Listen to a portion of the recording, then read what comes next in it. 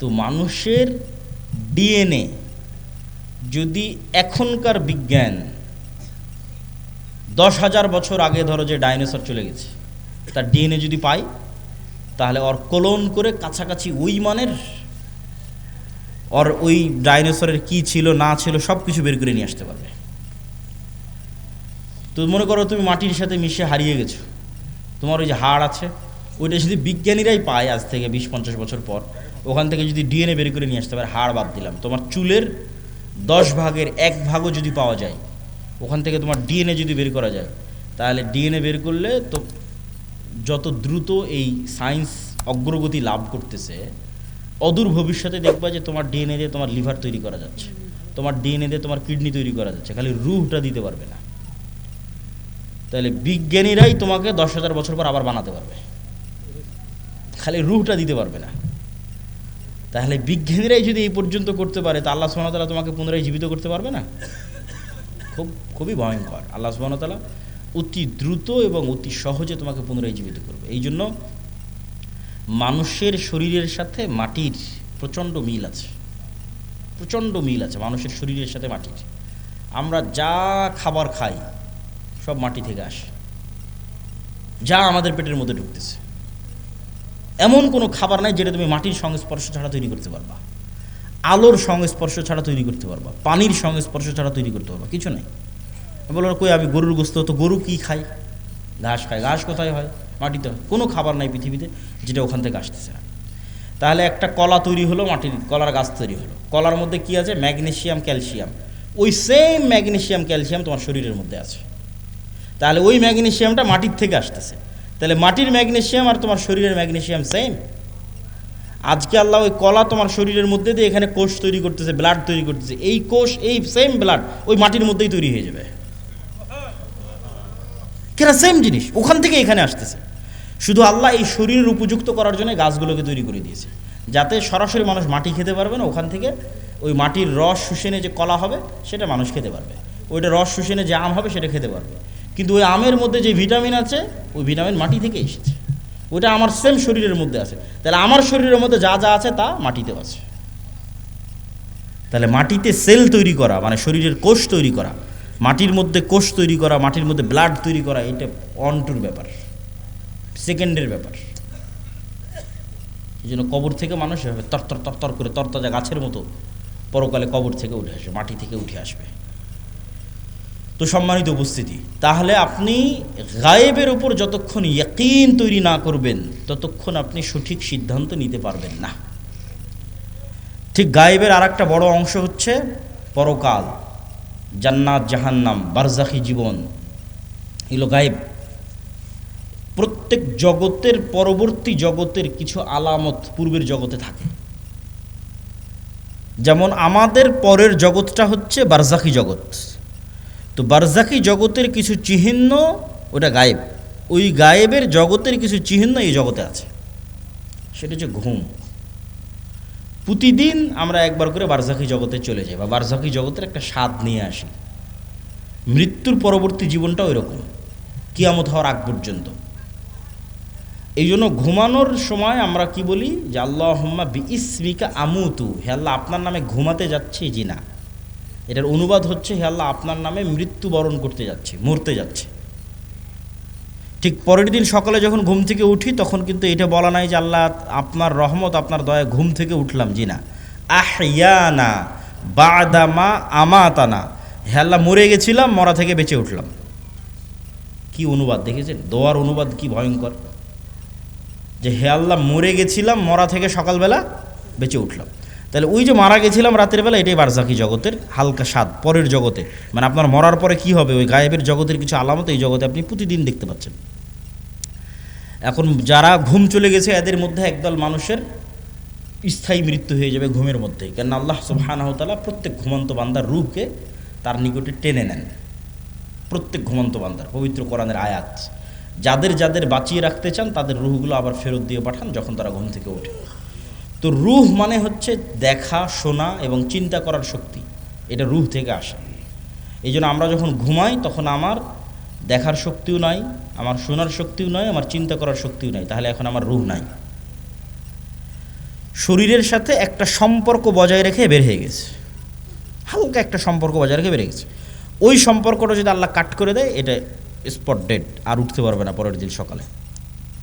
কিন্তু রুহের প্রকৃত কাজ হচ্ছে দেখা, শোনা, চিন্তা করা, এটা রুহের প্রকৃত কাজ। ঘুমের সময় যখন এই কাজগুলো অফ হয়ে যায়, তখন রুহ বের হয়ে যায়।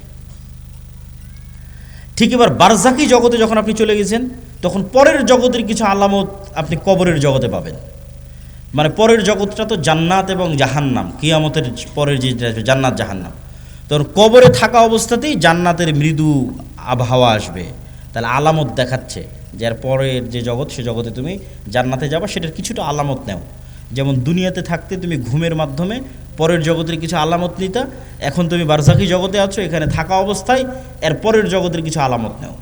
যদি জাহান্নামের হয়, শাস্তিযোগ্য বান্দা হয়, তাহলে জাহান্নামের গরম বাতাস আসতে থাকে তার কবরে। সরাসরি কিন্তু ওকে জাহান্নামে দেওয়া হয়নি, সরাসরি জান্নাতে দেওয়া হয়নি, কিন্তু তার পরের জগতে কি হবে, তার কিছু ফিলিংস সে ওখানেই পাচ্ছে। এবং মানুষের আমলের ধরন অনুযায়ী এই রূহগুলো বিভিন্ন পর্যায়ে থাকে, আমলের ধরন অনুযায়ী। যেমন যারা শহীদ, তাদের রূহগুলো পাখি হিসেবে জান্নাতে উঠতে থাকে এবং খাবারও গ্রহণ করতে থাকে, ইউরজাকুন, রিজিক দেওয়া হয়। তাহলে যারা শহীদ হয়ে গেল, এদের রূহ পাখি হিসেবে জান্নাতে উঠতেছে। এদের চাইতেও যারা শ্রেষ্ঠ, শহীদদের চাইতেও যারা টপ লেভেলের রূহ, তারা আল্লাহ সুবহানাহু ওয়া তাআলার আরশের নিচে ঝুলন্ত অবস্থায় থাকে বারজাকি জগতে। এদের চাইতেও যারা টপ লেভেলের শ্রেষ্ঠ, তারা হচ্ছে নবীরা। তারা দুনিয়া থেকে মৃত্যুবরণ করেছে, কিন্তু নবীদের বারজাকি জগতের জীবনযাপন আরও উন্নত পর্যায়ের, মানে কোয়ালিটি আরও বেশি। কোয়ালিটিটা কেমন? রাসূলুল্লাহ সাল্লাল্লাহু আলাইহি ওয়াসাল্লাম যখন গেলেন, প্রথম আসমান, দ্বিতীয়, তৃতীয়, চতুর্থ, পঞ্চম, ষষ্ঠ, সপ্তম, সব আসমানে নবীদের সাথে কথা হয়েছে। তো নবীরা তো মরে গেছে দুনিয়াতে, তাহলে ওখানে কীভাবে কথা হচ্ছে? নবীদেরকে সাথে করে না সালাত কীভাবে হচ্ছে? তথা নবীদের বারজাকি জগতের যে জীবন, সেটা বারজাকি জগতে আর যত রূহ আছে তাদের চেয়ে টপ কোয়ালিটির জীবন, যেখানে ইবাদত করাও সম্ভব, যেখানে কথা বলাও সম্ভব। মুসা আলাইহিস সালাম তো কতদিন আগে মরে গেছে, কিন্তু মুসা আলাইহিস সালামের সাথে মুহাম্মদ সাল্লাল্লাহু আলাইহি ওয়াসাল্লামের দেখা হচ্ছে মেরাজের সফরে, এবং কথা বলতেছে। তাই এটা হলো বারজাকি জগতের জীবন, যেটা কিয়ামতের পূর্ব পর্যন্ত এবং মৃত্যুর পরের। তাহলে এগুলো তো গায়েব। এই গায়েবগুলোর উপর আপনার ঈমান, ইয়াকিন কোন পর্যায়ের, আপনি কোন জায়গা থেকে এগুলোর উপর ঈমান রাখেন? এগুলো কি আপনি চোখে দেখতে পাওয়ার মতো ঈমান রাখেন, না বাস শুনলাম দেখলাম শেষ? যতক্ষণ পর্যন্ত চোখে দেখতে পাওয়ার মতো ঈমান অর্জন এই জিনিসগুলোর উপর না হবে, ততক্ষণ পর্যন্ত গোলামি থেকে মুক্তির রাস্তা তৈরি হবে না। এই জন্য ঈমান মজবুত করা সবচেয়ে জরুরি। আর যদিও আজকের দুনিয়ার বস্তুবাদী জগতে মনে হচ্ছে যে বস্তুবাদী জগতে কিভাবে গায়েবের উপর ঈমান রাখা যায়, কিন্তু আমি চিন্তা করে দেখলাম যে এই বস্তুবাদী জগতে গায়েবের উপর ঈমান মজবুত করার আরও বেশি রাস্তা তৈরি হয়েছে। আমার চিন্তা, আমি উল্টাভাবে চিন্তা করেছি যে মানুষ মনে করতেছে যে সে মোবাইলের আনন্দ বিনোদনের মধ্যে ডুবে যাচ্ছে, মদ, জুয়া, আড্ডা, পৃথিবীতে এমন কোনো গুনাহের রাস্তা নেই যেটা বর্তমানে উন্মুক্ত হয়নি, ফলত সে কীভাবে গায়েবের উপর ইয়াকিন রাখবে? গায়েবের তো কোনো আলামত কোথাও দেখাই যায় না। কিন্তু আমি চিন্তা করে দেখলাম যে না, আমরা আধুনিক যুগে যা যা ব্যবহার করতেছি তা আমাকে গায়েবের প্রতি ইয়াকিন তৈরি করতে আরও বাধ্য করা উচিত। কিভাবে আপনাকে বলি, আজ থেকে 100 বছর আগে এই সাঘাটার কোনো মানুষকে যদি এখন জীবিত করা হয়, 100 বছর আগে এই প্রোগ্রামে নিয়ে এসে বসানো হয় মুরব্বির জায়গায়, দিয়ে তাকে আমি বলবো যে মুরব্বি, আমি এখন যে কথা বলতেছি আমার এই কথাটা না 1000 কিলোমিটার দূরে আমেরিকাতে এখন বাজতেছে, এখন আমার এই কথা উড়ে গিয়ে আমেরিকাতে এখন বাজতেছে, কয়েক হাজার কিলোমিটার দূরে।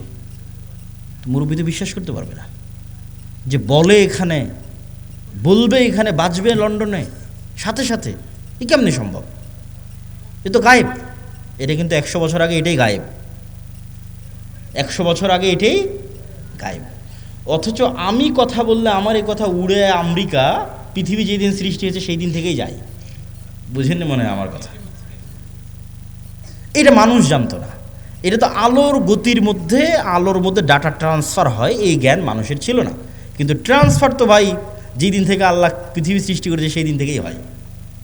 মানে আমি এখান থেকে বলবো আর এটা আলোর গতির সাথে আমার এই কথা সারা পৃথিবীতে ঘুরতেছে, বা আলো যতদূর পর্যন্ত যাচ্ছে আমার এই কথা অতদূর পর্যন্ত যেতে থাকতেছে।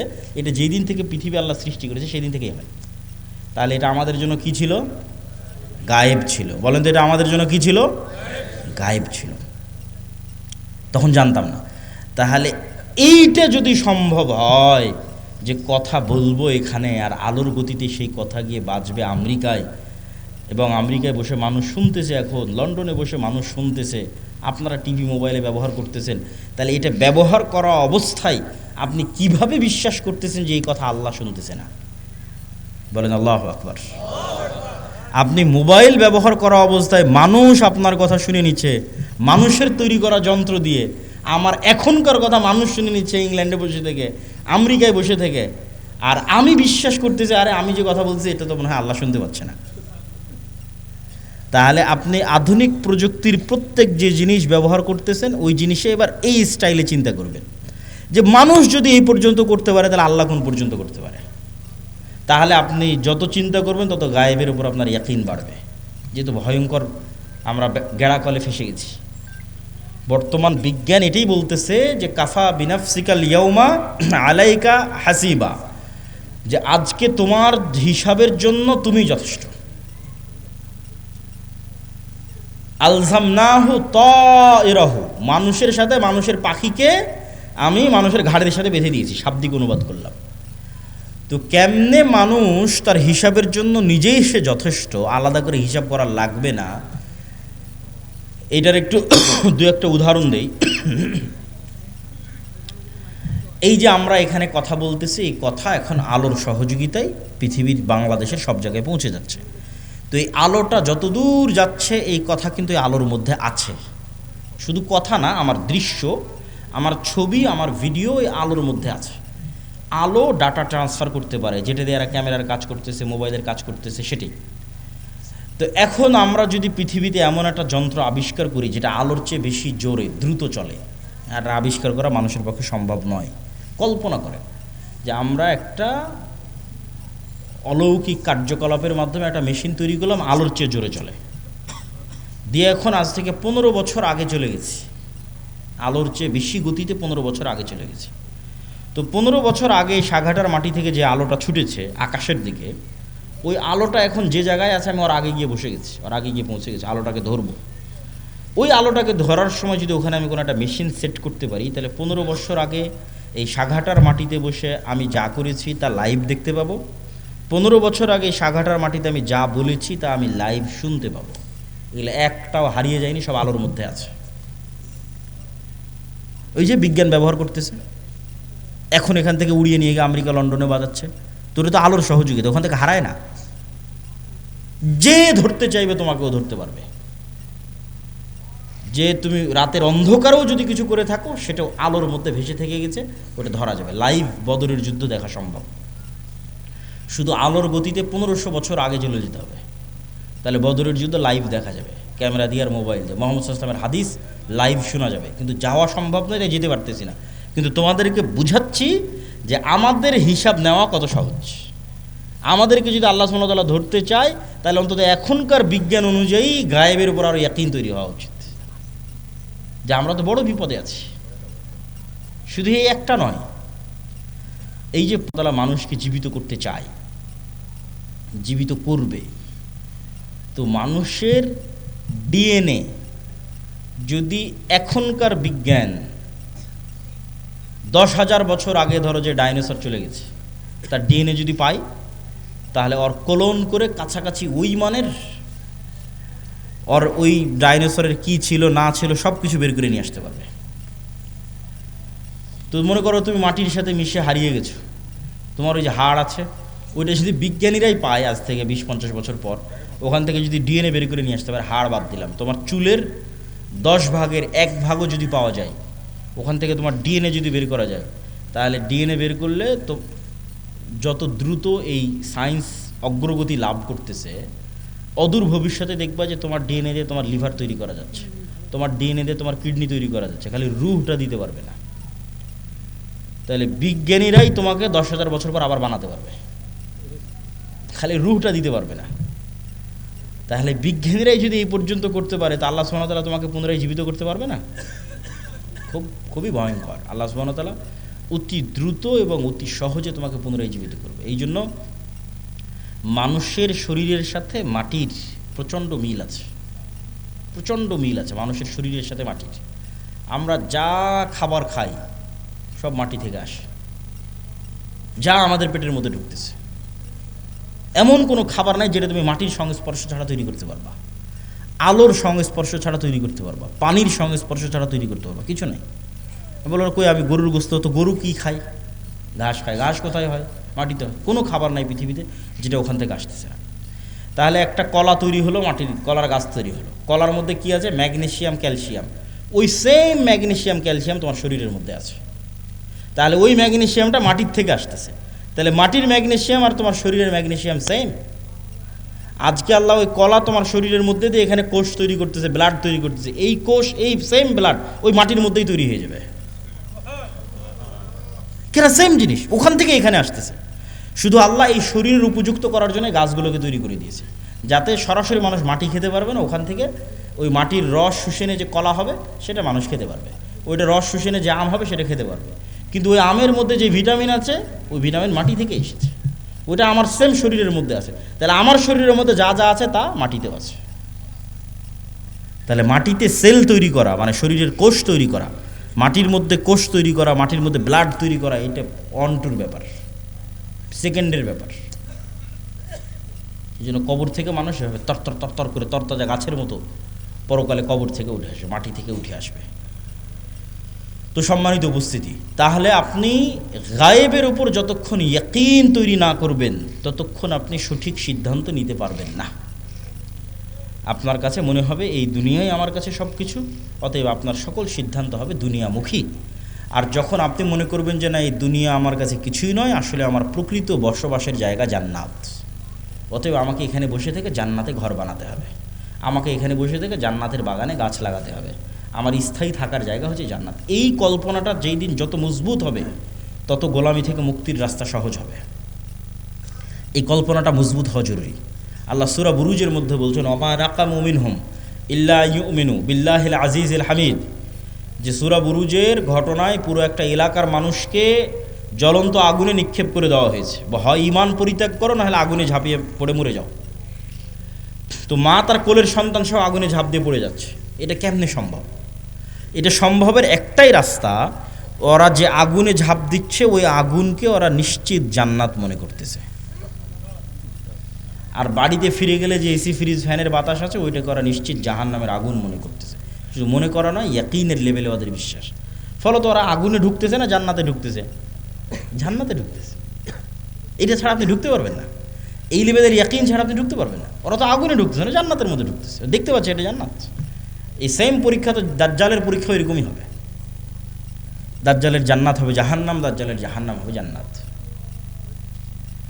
তাহলে আপনি যেদিন এই পরিমাণের কল্পনায় যেতে পারবেন যে আমার স্থায়ী শান্তিটা কোথায়, আমার স্থায়ী আরাম কোথায়, আমি যদি আজকে আমার বাপ মা থেকে আলাদা হয়ে যাই, আমি যদি আজকে আমার ছেলে মেয়ে থেকে আলাদা হয়ে যাই, আর যদি জীবনে কোনো দিন আমার বাপ মায়ের সাথে দেখা না হয়, আমার আর যদি জীবনে কোনো দিন ভাই বোনের সাথে দেখা না হয়, আমার যদি আর জীবনে কোনো দিন আমার আত্মীয় স্বজন পাড়া প্রতিবেশী ছেলে মেয়ে স্ত্রী পুত্রের সাথে দেখা না হয়, তাহলে এর চেয়ে কষ্টের পৃথিবীতে আর কিছু নাই।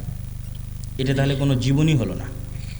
বরং যদি এর বিপরীতটা হতো, যে এই যমুনা নদীর পাড়ে আমার একটা বিশাল বাড়ি থাকলো, বাংলো বাড়ি, আর সেই বিশাল বাংলো বাড়িতে আমি স্থায়ীভাবে আমার ছেলে মেয়ে স্ত্রী পুত্র বাপ মা সবাইকে নিয়ে, কোনো মৃত্যু নেই, কোনো অসুখ নাই।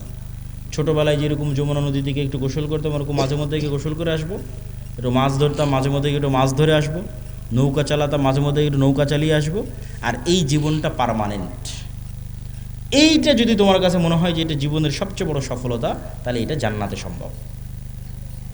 সবাই যদি জান্নাতে যায় তাহলে সবাইকে নিয়ে স্থায়ী পার্মানেন্টলি জান্নাতে এটা বাস্তবায়ন করা সম্ভব।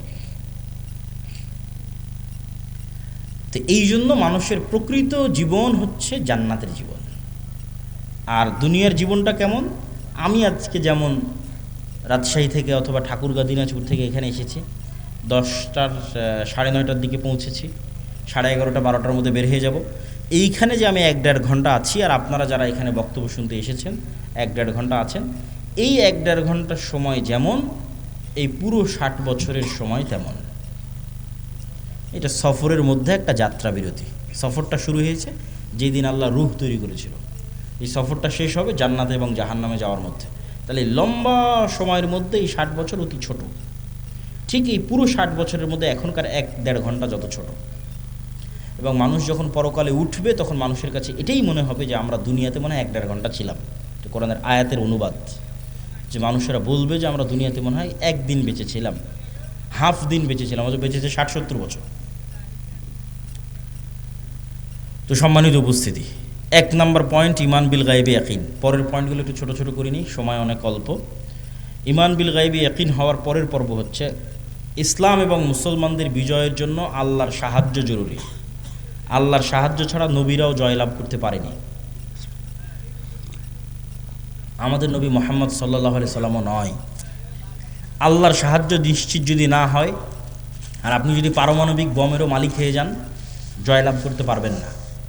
আর আল্লাহর সাহায্য যদি নিশ্চিত হয়, আপনি যদি সবচেয়ে দুর্বল থাকেন, জয়লাভ করতে পারবেন। তো শর্ত আল্লাহর সাহায্য। আল্লাহর সাহায্য আসে কিভাবে? দুইটা টেকনোলজিতে আল্লাহর সাহায্য খুব দ্রুত পৃথিবীতে নেমে আসে। টেকনোলজি বললাম বুঝার সুবিধার্থে, ইয়াং জেনারেশনের বুঝার সুবিধার্থে। মূলত দুইটা ইবাদতে আল্লাহর সাহায্য পৃথিবীতে নেমে আসে। একটা রাতের সালাত আর একটা সকাল সন্ধ্যার জিকির। রাতের সালাত এবং সকাল সন্ধ্যার জিকির, ঠিক যেমন এই মোবাইলটা লক হয়ে আছে, এই মোবাইল ওপেন হবে যদি এখানে পাসওয়ার্ড দিই, ফিঙ্গারপ্রিন্ট দিই, অথবা ফেস ভেরিফিকেশান অন করি। ফেস ভেরিফিকেশান, আমার চেহারা ও ধরে নিল ক্যামেরাতে, ডানে বামে মুখ করে পুরো চেহারা ধরে নিল, তারপর ওই চেহারার সাথে মিলে গেলেই খুলে যাবে, লক ওপেন হয়ে যাবে। তো আজকের যুগেও অনেক আধুনিক উন্নত প্রযুক্তির দরজা আছে, যেই দরজাগুলো ফিঙ্গারপ্রিন্টে ওপেন হয়, কার্ড পাঞ্চ করলে ওপেন হয়। তো মনে করো আমরা পৃথিবীর সবচেয়ে উন্নত প্রযুক্তির একটা দরজার সামনে দাঁড়িয়ে আছি, যে পৃথিবীর সবচেয়ে উন্নত প্রযুক্তির দরজা, যার লক সিস্টেম, পাসওয়ার্ড সিস্টেম পৃথিবীর যে কোনো লক এবং পাসওয়ার্ড সিস্টেমের চেয়ে বেশি ভ্যারাইটিপূর্ণ। তার 1 নাম্বার শর্ত কি? এখন আমার সামনে একটা খুব উন্নত প্রযুক্তির দরজা, পৃথিবীর সবচেয়ে উন্নত প্রযুক্তির দরজা বন্ধ হয়ে আছে। আমি ওই দরজা খুলতে চাই, খুলতে হলে আমাকে নির্ধারিত সময়ে আসতে হবে। ওর পাসওয়ার্ড সিস্টেমের মধ্যেই এই সিস্টেম আছে যেখানে নির্ধারিত সময় ছাড়া কাজ হয় না, অসময়ে এসে লাভ নাই। তাহলে নির্ধারিত সময়ে ওই পাসওয়ার্ডের নির্ধারিত সময় গিয়ে উপস্থিত হলাম। পাসওয়ার্ডের 2 নম্বর শর্ত হচ্ছে যে ওখানে কিছু পিকচার ইনস্টল দেওয়া আছে, যেই পিকচারের সাথে যদি আমার পিকচার মিলে যায়, যেখানে দেওয়া ফরম্যাটের সাথে যদি আমার ফরম্যাট মিলে যায়, তাহলে অ্যাকসেপ্ট করবে। আর একটা জিনিস তার সাথে যুক্ত করা আছে, প্রত্যেক ফরম্যাটে একটা সাউন্ড আছে, মানে প্রত্যেক ফরম্যাটে কিছু সাউন্ড ওখানে সেভ করা আছে, যেটার সাথে আমার সাউন্ড মিলতে হবে, তাহলে দরজা উন্মুক্ত হবে। তাহলে এখন আমরা নির্ধারিত সময় গিয়ে দাঁড়ালাম, এভাবে হাত বাঁধলাম, এটা একটা ফরম্যাট, একটা চিত্র ওখানে দেওয়া আছে। এই ফরম্যাটের সাথে ওখানে কানেক্টেড করা আছে আলহামদুলিল্লাহ রাব্বিল আলামিন আর রহমানুর রহিম, একটা আওয়াজ, সেম আওয়াজ হতে হবে, সেম ফরম্যাটের সাথে। তারপরে রুকুতে চলে গেলাম, এটা একটা ফরম্যাটের একটা চিত্র, এটা ওই দরজাতে ইনস্টল করা আছে। ওখানে বললাম সুবহান রাব্বিল আযীম, এই আওয়াজটা ওই চিত্র, ওই ফরম্যাটের সাথে কানেক্টেড। তাহলে নির্ধারিত সময়ে গিয়ে নির্ধারিত পিকচার ফরম্যাট তৈরি করে নির্ধারিত আওয়াজ যখন আমি বলতে পারলাম, তখন দরজাটা খুলে গেল। তো এইটা এমনি জাস্ট বুঝানোর জন্য আমি বলতেছি, কিন্তু ঘটনা এর চাইতে বেশি উন্নত এবং এর চাইতে বেশি সরাসরি এবং এর চাইতে বেশি ডাইরেক্ট। ইবনুল কাইয়িম রাহিমাহুল্লাহ বলছেন যে মানুষ যখন সালাতে দাঁড়ায় এবং চোখ সিজদার দিকে নিবদ্ধিত রাখে এবং অন্তর আল্লাহর সাথে কানেক্টেড রাখে, তখন আল্লাহ সুবহানাহু ওয়া তাআলা তার নূরের পর্দা সরিয়ে বান্দার মুখোমুখি হয়ে যান। তো এটাই ইবনুল কাইয়িম রাহিমাহুল্লাহ বলেছে।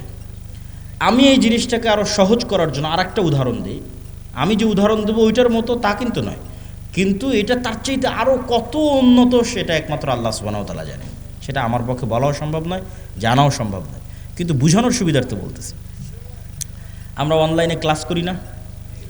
অনলাইনে ক্লাস করার সময় টিচার আসলো, জুমে লগ ইন করলো, আমিও জুমে লগ ইন করলাম। তো জুমে লগ ইন করার পর আমি এবং আমার টিচার দুইজনই ক্লাসে অংশগ্রহণ করেছি। তো আমরা যে ইন্টারনেট ব্যবস্থাপনার মাধ্যমে এবং যে মোবাইল ব্যবস্থাপনার মাধ্যমে সরাসরি আমার টিচারের মুখোমুখি হয়ে ক্লাস করতেছি, সালাত এই ইন্টারনেট এবং এই মোবাইলের যোগাযোগের চাইতে হাজারো কোটি গুণে লক্ষ উন্নত প্রযুক্তি আল্লাহর সাথে ডাইরেক্ট কানেক্ট করার, আল্লাহর সাথে ডাইরেক্ট মুখোমুখি হওয়ার, আল্লাহর সামনে ডাইরেক্ট উপস্থিত হওয়ার।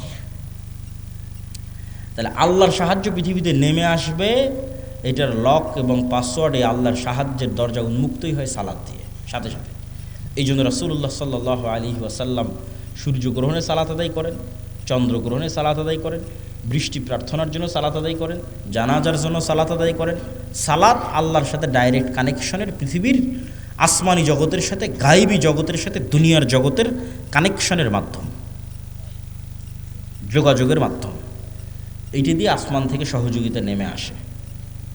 এই জন্য রাসূল সাল্লাল্লাহু আলাইহি ওয়াসাল্লাম বদরের যুদ্ধের আগের দিন লম্বা রাতের সালাত আদায় করতেছে, সবাই ঘুমিয়ে গেছে, উনি ঘুমাননি। আবু বকর রাদিয়াল্লাহু তাআলা আনহু ক্লান্ত হয়ে বলছেন, কাফা কা মুনাশাদাতাকা রাব্বাক, আরে আপনি নবী হয়ে এত বলা লাগে আল্লাহকে, এত লম্বা রাতের সালাত, এত লম্বা দোয়া। কিন্তু মুহাম্মদ সাল্লাল্লাহু আলাইহি ওয়াসাল্লাম খুব ভালো করে জানেন, আবু বকরের চেয়েও ভালো করে জানেন যে আসমান থেকে সহযোগিতা নামাতে হলে সালাতে দাঁড়াতেই হবে, আসমান থেকে সহযোগিতা নিয়ে আসতে হলে রাতে উঠতেই হবে, নির্ধারিত টাইমে, নির্ধারিত ফরম্যাটে, নির্ধারিত আওয়াজে, নির্ধারিত সিস্টেমে অন্তরকে আল্লাহ সুবহানাহু ওয়া তাআলার সাথে কানেক্টেড রেখে সালাতে দাঁড়াতে হবে। তাহলে আল্লাহ সুবহানাহু ওয়া তাআলার সাহায্য নেমে আসবে, এর বাইরে কোনো রাস্তা নেই। আরেকটা ইবাদত যেটা দিয়ে আল্লাহ সুবহানাহু ওয়া তাআলার সাহায্য পৃথিবীতে নামে, এটা বলে বক্তব্যের শেষের দিকে চলে যাব, সেটা হচ্ছে জিকির, সকাল সন্ধ্যার জিকির অথবা এমনিতেও জিকির। জিকিরকে সহজ করে বোঝানোর জন্য আমি বলি, ইয়াং জেনারেশনের বোঝানোর জন্য, সহজ করে বোঝানোর জন্য বলি যে এটা হচ্ছে সাউন্ড টেকনোলজি, শব্দ বা আওয়াজ ভিত্তিক একটা প্রযুক্তি। আমাদের আধুনিক সভ্যতা দাঁড়িয়ে আছে, এই যে ক্যামেরা এবং মোবাইলের সভ্যতা দাঁড়িয়ে আছে আলোর ওপর, ওয়েভ তরঙ্গর উপর, যেটা প্রথমে তোমাদের বোঝালাম যে পুরো ইন্টারনেটের এই সভ্যতাটা দাঁড়িয়ে আছে, মোবাইলের এই সভ্যতা দাঁড়িয়ে আছে আলোর তরঙ্গের মধ্যে দিয়ে ডাটা ট্রান্সফার হয়, লিখলে ওখানে থাকে, ভিডিও দিলে ওখানে দেখা যায়, অডিও ভিডিও সবই ওই আলোর মধ্যে আছে, বাতাসের হাওয়ার মধ্যে আছে। ওটাকে ইউজ করে কাজে লাগানো, এটাই হলো আধুনিক সভ্যতার মূল ভিত্তি। তো আরেকটা এর চাইতে হাজার এবং লক্ষ কোটি গুণ পাওয়ারফুল একটা প্রযুক্তি, যেটার ধারে কাছে পৃথিবীর কোনো বিজ্ঞান নাই, সেটা হচ্ছে সাউন্ড টেকনোলজি। বিজ্ঞানের পক্ষে যাওয়া সম্ভব নয়। এই প্রযুক্তির কিছু জ্ঞান আল্লাহ সুলাইমান আলাইহিস সালামকে দিয়েছিলেন। ওয়ামা উতিতু মিনাল ইলমি ইল্লা কালিলা, আল্লাহ অনেক অল্প জ্ঞান মানুষকে দিয়েছে, এই অল্প জ্ঞানের মধ্যেও এই টপ লেভেলের এই জ্ঞানটা সুলাইমান আলাইহিস সালামকে দেওয়া ছিল কিছু। এই জন্য সুলাইমান আলাইহিস সালাম পিঁপড়া কী বলতেছে বুঝতেন, মানে পিঁপড়ার আওয়াজ সুলাইমান আলাইহিস সালাম বুঝতেন। আবার কি বললে পিঁপড়া বুঝবে, মানে কোন আওয়াজ মুখ দিয়ে বের করলে পিঁপড়া বুঝবে, সে আওয়াজ সুলাইমান আলাইহিস সালাম জানতেন। এটা তো আওয়াজের টেকনোলজি, সাউন্ড টেকনোলজি। পাখি কি বলতেছে এটা সুলাইমান আলাইহিস সালাম বুঝতেন, কোন আওয়াজটা বের করলে পাখি বুঝবে, যেমন আমি বাংলা আওয়াজ বের করতেছি আপনি বুঝতেছেন, আবার আমি যদি ইংরেজি শিখি ইংরেজি আওয়াজ বের করবো আপনি বুঝবেন। তো পাখিও তো একটা আওয়াজ বের করছে, আমি তো বুঝি না, তাহলে ওই টেকনোলজির জ্ঞান আমার নাই। আবার আমি কি বললে ওই পাখি বুঝবে সেটাও তো আমি জানি না। তাহলে এটার কিছু জ্ঞান কাকে দেওয়া ছিল? সুলাইমান আলাইহিস সালাতু ওয়াস সালামকে দেওয়া ছিল। সুলাইমান আলাইহিস সালাতু ওয়াস সালাম বললেন যে বিলকিসের সিংহাসন নিয়ে আসতে হবে। তো ইফরিতুম মিনাল জিন, ইফরিত নামক একটা জিন দাঁড়িয়ে বলল যে আপনার চেয়ার থেকে উঠার পূর্বেই অথবা দাঁড়িয়ে থেকে বসার পূর্বেই আমি বিলকিসের সিংহাসন নিয়ে আসবো। সুলাইমান আলাইহিস সালাম রাজি হলেন না এটাতে। তখন এমন একজন ব্যক্তি যাকে আল্লাহ জ্ঞান দিয়েছিল, এভাবে বলা আছে কোরআনে, এটা কোরআনের আয়াত, এ এখন জিন না মানুষ, ওর নাম কি তা উল্লেখ করা নেই, খালি বলা আছে এমন একজন ব্যক্তি যাকে আল্লাহ কি দিয়েছিল? জ্ঞান দিয়েছিল। সে বলল আপনার চোখের পলক পড়ার পূর্বেই বিলকিসের সিংহাসন এখানে উপস্থিত হবে, জ্ঞান দিয়েছিল।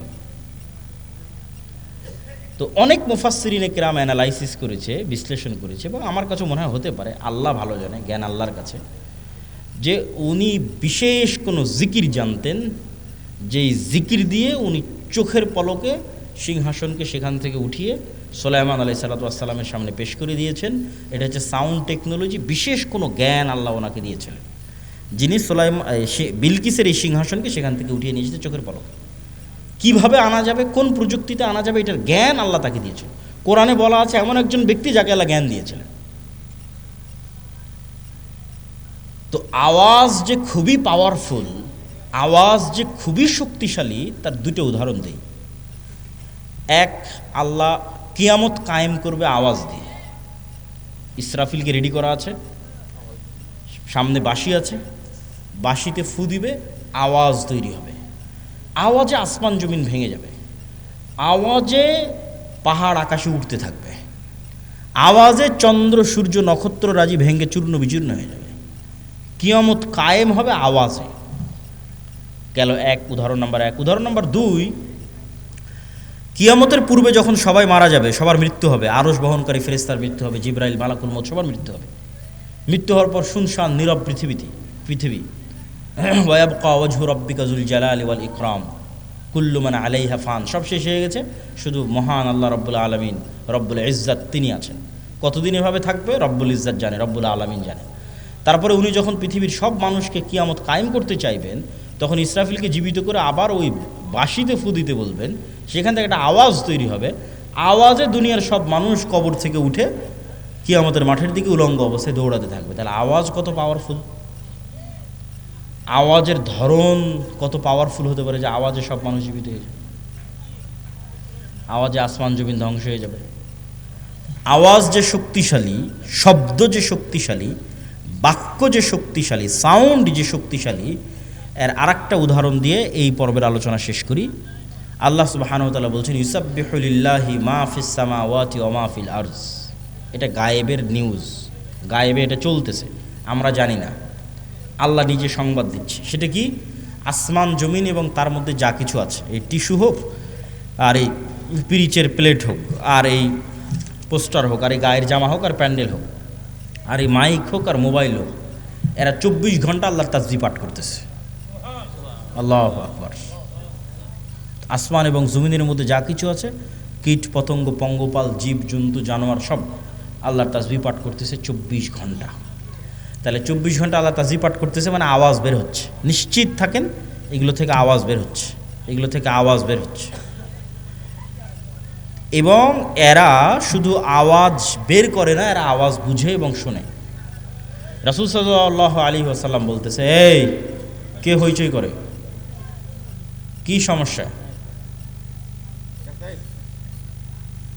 এত গুরুত্বপূর্ণ আলোচনা হচ্ছে, তার মধ্যে সমস্যা করলে হয়? এই পিরিচ আওয়াজ শুধু বের করতেছে না, আওয়াজ শোনে। রাসূল সাল্লাল্লাহু আলাইহি ওয়াসাল্লাম বলতেছে, মুয়াজ্জিন যখন আজান দেয়, যতদূর পর্যন্ত তার আওয়াজ যায়, প্রত্যেকটা জীব জন্তু, জড়বস্তু, জড় পদার্থ, কীট পতঙ্গ, পঙ্গপাল, ধূলিকণা, বালিকণা, সব ওই আওয়াজ বুঝে কিয়ামতের মাঠে সাক্ষী দিবে। আল্লাহু আকবার। তাহলে আওয়াজের উপরেই সব দাঁড়িয়ে আছে। এরা 24 ঘন্টা তাসবিহ পাঠ করতেছে, আবার আপনি তাসবিহ পড়লে এরা বুঝতেও পারতেছে। আপনি সুবহানাল্লাহ বলবেন, এ বোঝে সুবহানাল্লাহ, আলহামদুলিল্লাহ বলবেন, এ বোঝে আলহামদুলিল্লাহ, আল্লাহু আকবার বলবেন, এ বোঝে আল্লাহু আকবার। এই জন্য জিকির খুবই পাওয়ারফুল। আর এই জন্য আল্লাহ সুবহানাহু ওয়া তাআলা উম্মতে মুহাম্মাদিকে যেই নিয়ামতটা দিয়েছেন, এটা পৃথিবীর সবচেয়ে শক্তিশালী। মুসা আলাইহি সালাতু ওয়াস সালামের লাঠি, এবং ঈসা আলাইহিস সালাতু ওয়াস সালাম যে জীবিতকে মৃত করতেন, আর অন্ধকে চক্ষুষ্মান করতেন, টাক মাথায় হাত দিলে চুল গজিয়ে যেত, এগুলো সবগুলোর চেয়ে পাওয়ারফুল হচ্ছে এই কোরআন। কেন মুসা আলাইহিস সালামের লাঠির চেয়ে তো পাওয়ারফুল? কেন এই কোরআন সরাসরি আল্লাহর নিজের আওয়াজ। বলেন আল্লাহু আকবার। আল্লাহর নিজের সাউন্ড, আল্লাহর নিজের শব্দ, আল্লাহর নিজের বাক্য। পৃথিবীতে থাকা একমাত্র কিছু যা ডাইরেক্টলি কানেক্টেড রব্বুল আলামিনের জাতের সাথে, একমাত্র। আর বাকি পৃথিবীর সব আল্লাহর সৃষ্টি। শুধু কোরআন সরাসরি আল্লাহর আওয়াজ, আল্লাহর সাউন্ড, যা আল্লাহর থেকে জিবরাইল আলাইহিস সালাম শুনেছে, জিবরাইল আলাইহিস সালাম থেকে মুহাম্মদ সাল্লাল্লাহু আলাইহি ওয়াসাল্লাম শুনেছে, তার কাছ থেকে আমরা শুনেছি। তাহলে উম্মতে মুহাম্মাদের উপর সবচেয়ে বড় নিয়ামত হচ্ছে কোরআন। আর এই জন্য সবচেয়ে বড় জিকির হচ্ছে কোরআন। সর্বশ্রেষ্ঠ জিকির হচ্ছে কোরআন তেলাওয়াত। কিন্তু এই কোরআন বুঝলে তো, মানলে তো উম্মতে মুহাম্মাদের মুক্তি হবে। কেউ বুঝেও না, কেউ মানেও না, হাফেজ হয়ে শেষ, তাহলে তো হবে না। শুধু কোরআন আরবিতে পড়া শিখে নিলাম দিয়ে শেষ না। কোরআনে আল্লাহ সুবহানাহু ওয়া তাআলা বোঝার জিনিস দিয়েছেন, চিন্তা করার জিনিস দিয়েছেন, এটা খুব জরুরি। তো আমাদের বক্তব্যের শেষ দুইটা পয়েন্ট, আজকের অবশ্য সব আলোচনা আল্লাহর পথে যাত্রা এই বইয়ের মধ্যে আছে। এই বইটা প্রত্যেক মসজিদ, মাদ্রাসায়, স্কুল, কলেজে প্রতি সপ্তাহে অন্তত একদিন সাপ্তাহিক দার্সের অন্তর্ভুক্ত করা উচিত, পাঠচক্র, তালিমি বৈঠকের অন্তর্ভুক্ত করা উচিত। তবে বইটা আজকে নাই, এর আগের প্রোগ্রামই শেষ হয়ে গেছে। আজকে মনে হয় শুধু 2-3টা বই আছে, তার মধ্যে এই উপদেশ একটা, আর কি আছে, আর ফতোয়া সিরিজ একটা, শুধু 3-4টাই বই আছে। উপদেশ 2-3টে আর ফতোয়ার একটা।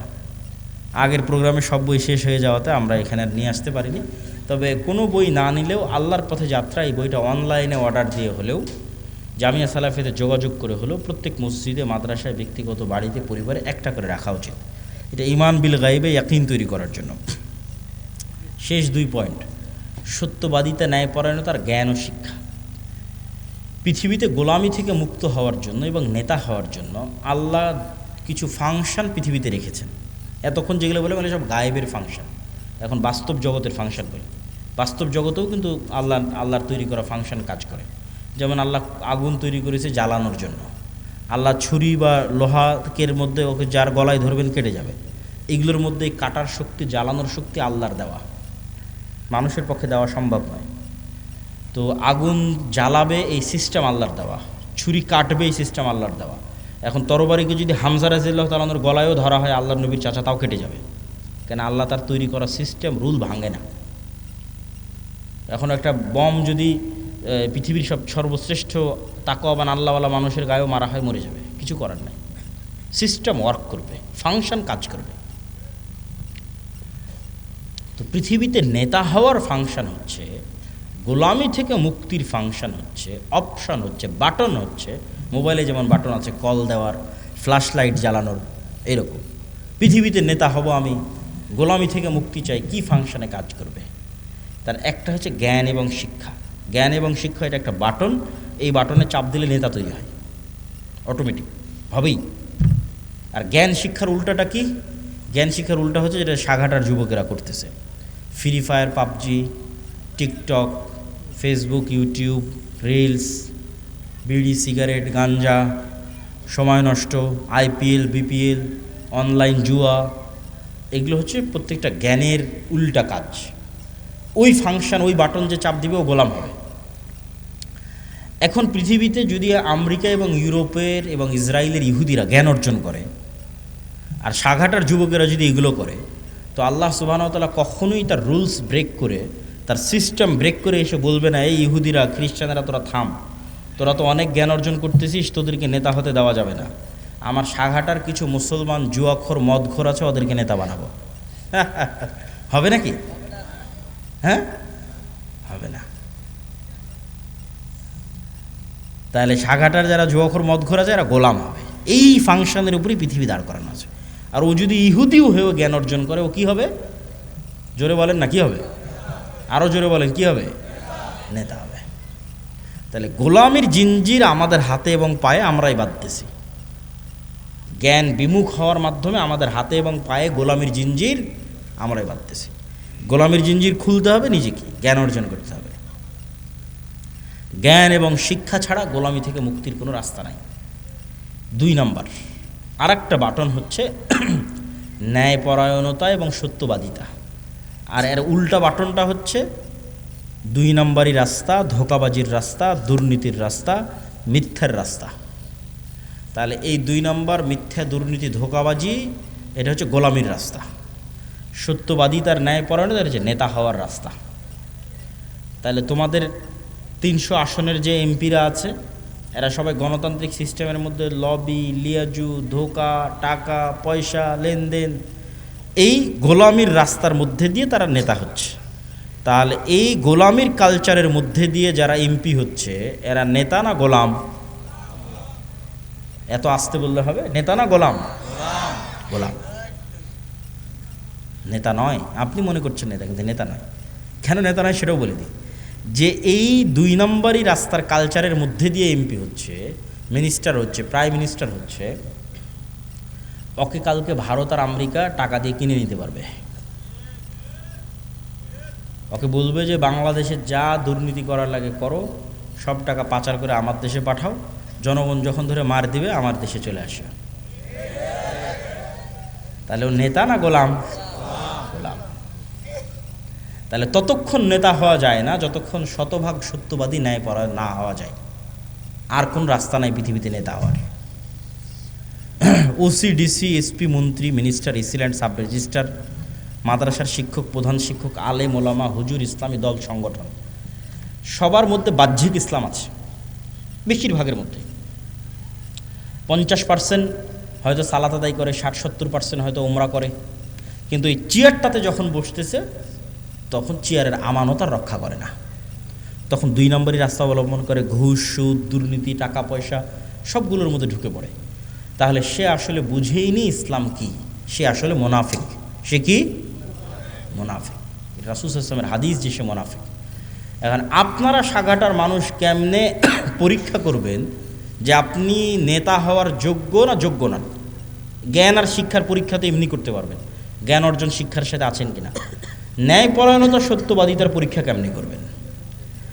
আপনারা যদি আপনাদের পিতার সম্পত্তিতে নিজ নিজ বোনকে ন্যায়ের সাথে, ইনসাফের সাথে তার যে সম্পত্তি পাওয়ার হক সেটা দিয়ে থাকেন, তাহলে আপনার মধ্যে নেতা হওয়ার গুণ বিরাজমান আছে।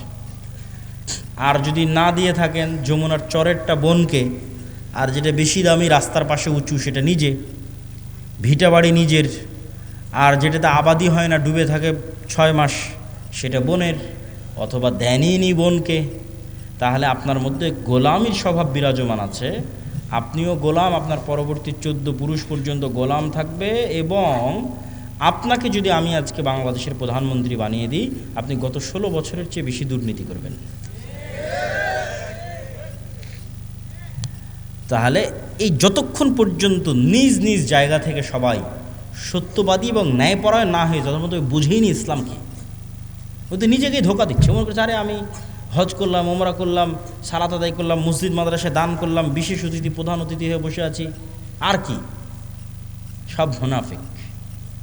ইজা তুমি না খানা, মুনাফিকের আলামত হচ্ছে দায়িত্বের আমানতের সাথে খেয়ানত করে। এদের অন্তরে ঈমান ঢোকে নেই, এদের বাহ্যিক ইবাদত কবুল হবে না, এদের বাহ্যিক ইবাদত কাজে দিবে না।